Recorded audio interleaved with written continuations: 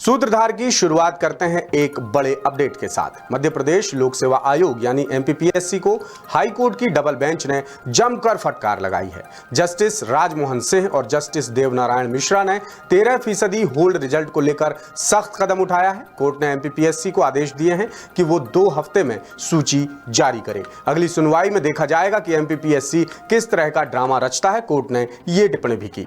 Court ने यह भी कहा कि आयोग ने बीते 4 अप्रैल के आदेश पर भी अमल नहीं किया, जिसमें 13% होल्ड रिजल्ट की सूची सार्वजनिक करने को कहा गया था।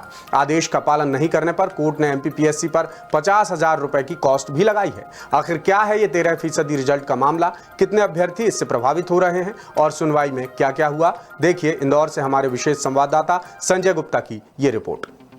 मध्य प्रदेश लोक सेवा आयोग यानी एमपीपीएससी के मनमाने रवैये को लेकर लगातार गंभीर सवाल उठ रहे हैं।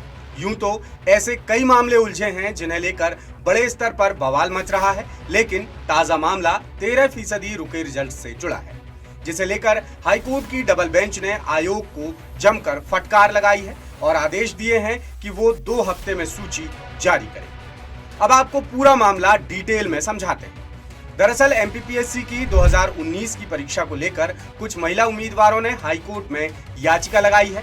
उनका कहना है कि आयोग ने अब तक उन्हें 13% रिजल्ट नहीं बताया है, जबकि मामले में बीते 4 अप्रैल को ही हाईकोर्ट की डबल बेंच ने मध्य प्रदेश सरकार और एमपीपीएससी को आदेश दिए थे कि 13% होल्ड रिजल्ट की सूची सार्वजनिक की जाए, लेकिन आदेश का पालन नहीं किया गया, जिस पर कोर्ट ने सख्त नाराजगी जाहिर की।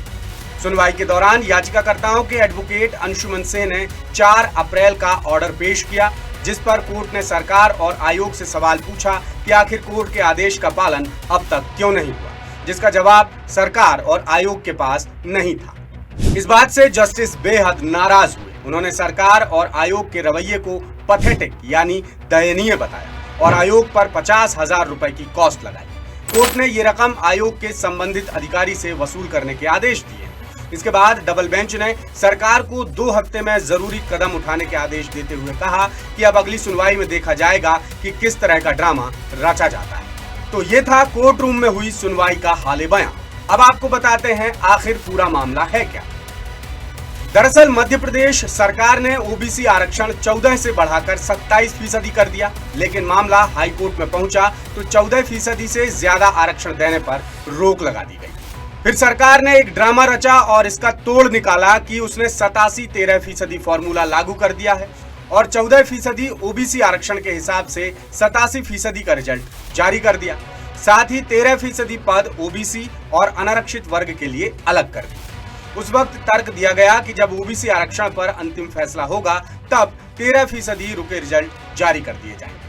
यानी यदि ओबीसी आरक्षण 27% हो गया तो 13% पद ओबीसी के उम्मीदवारों को मिल जाएंगे, वरना अनारक्षित वर्ग को पद दे दिए जाएंगे। इसमें सबसे हैरानी की बात यह है कि इसके लिए कोई समय सीमा ही तय नहीं है। अब आंकड़ों की नजर से देखें तो 2019 की परीक्षा के बाद 2020 और 2021 के भी अंतिम रिजल्ट जारी हो चुके हैं, लेकिन सभी के 13% पद होल्ड पर। यही नियम एमपीपीएससी की राज्य सेवा परीक्षा समेत राज्य वन सेवा और बाकी भर्ती परीक्षाओं, यहां तक कि शिक्षक पात्रता परीक्षा तक में लागू कर दिया गया है। इधर मामले के जानकार 87-13% फॉर्मूले को अभ्यर्थियों के लिए अभिशाप मानते हैं। उनका कहना है कि सरकार को 87-13 नहीं बल्कि 100% रिजल्ट जारी करने की दिशा में जरूरी कदम उठाने चाहिए। 87-13 फॉर्मूला मध्य प्रदेश लोक सेवा आयोग एवं अन्य प्रतियोगी परीक्षाओं के अभ्यर्थियों के ऊपर एक अघोषित अन्याय है। जिन भी अभ्यर्थियों का परिणाम रुका हुआ है, वर्षों से परीक्षा में सफल होने के बाद भी अंतिम चयन में अपना नाम जानने के लिए उन्हें इंतजार करना पड़ रहा है। मानसिक, आर्थिक, सामाजिक दबाव का सामना करना पड़ रहा है और कहीं ना कहीं वह भविष्य में किस दिशा में जाएं उस तरफ बढ़ने से फॉर्मूला रोकता है। खासकर मध्य प्रदेश लोक सेवा आयोग में अगर बात करूं, ना केवल वह 13% अभ्यर्थी जिनका परिणाम रुका हुआ है, उनके अलावा जितने भी अभ्यर्थी मध्य प्रदेश लोक सेवा की तैयारी कर रहे हैं, सबको यह फॉर्मूला प्रभावित कर रहा है। तो कट ऑफ का हाई जाना, कॉपी का मूल्यांकन न कर पाना, ये अपने आप में अभ्यर्थियों के सूचना के अधिकार के उल्लंघन के साथ में उनमें जो खुद का वो सुधार कर सकते हैं उसका उल्लंघन है। मेरा निवेदन है यथाशीघ्र इस मामले में सभी सामूहिक सर्वाधिक प्रयास करके 100% रिजल्ट की ओर अभ्यर्थियों को ले जाएं। सबसे बड़ी समस्या ये है कि 13% कैटेगरी में शामिल उम्मीदवारों को पता ही नहीं है कि परीक्षा में उन्हें कितने नंबर मिले हैं। ओबीसी और अनारक्षित कैटेगरी के उम्मीदवार कहते हैं कि फैसला किसी के भी हक में आए, लेकिन कम से कम उन्हें ये तो पता चले कि मेरिट के आधार पर वो चयन सूची में शामिल हैं या नहीं। अगर वो चयन सूची में शामिल नहीं हैं तो वो अपने हिसाब से भविष्य की तैयारी करें।